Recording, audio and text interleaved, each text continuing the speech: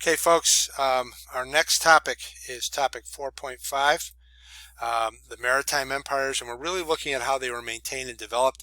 The screen on the background here shows you kind of the way they developed over time during that period. Okay, so some economics of the empire. Mercantilism. The main economic strategy brings wealth. The idea was to bring wealth to the home country at the expense of the colony, really turn the colony into kind of resources for creating wealth at home. Leads to a lot of exploitation. We'll get into some of how that happens going forward. Commercial revolution what's going on, really begins before this period but continues on through into this period, and it really leads to the creation of a European economy based on trade, originally within Europe but later spreading worldwide by the demand for spices, silk, other luxury goods from Asia, and it leads to the development of new trade routes. And one of the things that grows out of this commercial revolution is the joint stock company. These are kind of the forerunner to the modern day corporation. It's a business in which ownership is distributed between shareholders, thus diminishing the risk of each individual. Shareholders are not liable for any losses, but they do gain a share of the profits. Okay.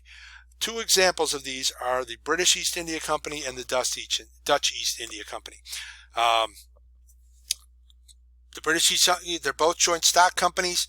The British one leads the expansion into Asia and eventual control of India. Its main business is cotton, which becomes bigger and bigger as far as England is concerned as their textile industry grows. Dutch East India Company is focused on the spice trade. They will actually use their ability and their power and their strength to overthrow the Portuguese in the spice trade and become the dominant player in the spice trade, and will continue to control the area of what we call the East Indies or Indonesia up until the 1950s and 60s. Okay. Triangular trade is another aspect of this growing world trade that's going on, growing out of the commercial revolution. It is the importation of slaves, and it leads to the development of an economy and trade in North America, because the original route was,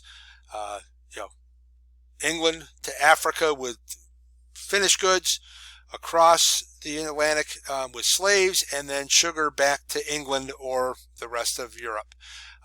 Gradually, it will transition to where it becomes slaves to the Caribbean and South America, and sugar and molasses, and some slaves to the U.S., to the American colonies, and then the rum going back, the demon rum going back across the other way. So this changes the aspects of it and the development of a North American trade system. Okay, monopolies. All of these big trading companies, both the Dutch East India and the British East India Company, and all the others that you see listed here, are monopolies. Okay, they are basically given control of the entire industry, or in this case, a lot of times of an entire territory, and no other competitor is allowed into the trade for that area, at least any competitor from that country. Generally results in more expensive goods and services. There are some efficiencies involved, but it really it's not a great thing for the consumer for a monopoly to exist. All right, going back to the slave trade and some of the effects of it, and we're looking at mostly effects on Africa. Okay. West African kingdoms, these are the kingdoms along the coast. They get very wealthy in some cases from these trade, and very powerful in some cases from this trade, both from the goods they receive and the cash they receive, but it's mostly from the slaves. The other part of this is that they really, there's a lot of moral issues in these territories with people selling their fellow man and their fellow Africans to white slavers in this, that creates some other more social complications in Africa.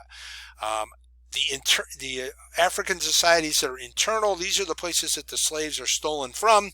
You really gain in some economic stagnation. They lose population, and a lot of that population are some of the most able and wealthy, and not wealthy, but strongest members, physically strongest members of their culture, their warrior class and things like that, which leaves them open to more depredations from the coastal societies, but also it's a huge chunk to their thing. Gender, because most of the men taken from the societies are, most of the people taken from the societies are men, it leads to increased labor demands on the women in Africa. They have to carry more of the load. And there's also exploitation involved. A lot of the women that are taken for slavery become sex slaves, or they are more abused and abused sexually in this culture. On the upside, part of this trade brings in more food, which increases the caloric intake, which will kind of counterbalances against the population loss with the introduction of manioc or cassava, manioc also known as cassava or tapioca, and maize, which you might be more familiar with calling it corn. Okay. Turning to the Americas, the European empires in the Americas are different from the previous empires we have studied. Most of those were land-based and what we might call contiguous. The territory was all connected. And this was more about controlling people and populations and less about economics. The new empires of this in the Americas are economically based. They're based on trade and this whole mercantile system of providing wealth back to the home country. The control is from far away.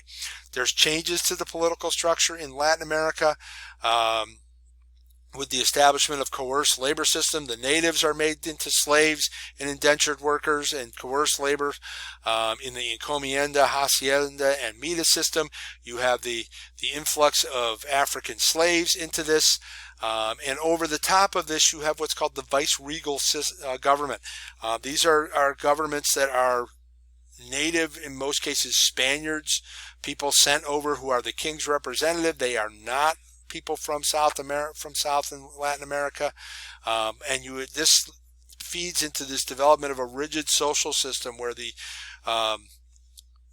natives, the native European is the top of the social structure, and then it comes down from there as it shows in your review book. The Creoles, who are the native born of Spanish descent, they are the children of these Spaniards who come over. And the mestizos, who are the mixed Spanish and native, really begin to dominate the political scene. Early on it's the Creoles, but later the mestizos, as their population grows, eventually leads to independence movements. Okay, syncretism, kind of our last topic here. Remember, that's the combining of different religious beliefs. Usually it's either two or more combining to create a new system, or the incorporation of unrelated traditions into an existing system. And then finally, we've got some syncretic belief systems here. Afro-American systems that come in, Santeria, Vodun, Candomblé, and Christianity. In a lot of cases, it's developing, the African-related ones are taking an African religion and blending it with Christianity, with Catholicism predominantly, to create something new. And then in South America, it's really the blending of Catholicism and Christianity with the Aztec religions to create the cult of saints, the adoration of the Our Lady of Guadalupe, and the Day of the Dead, that should say, not say if they're dead.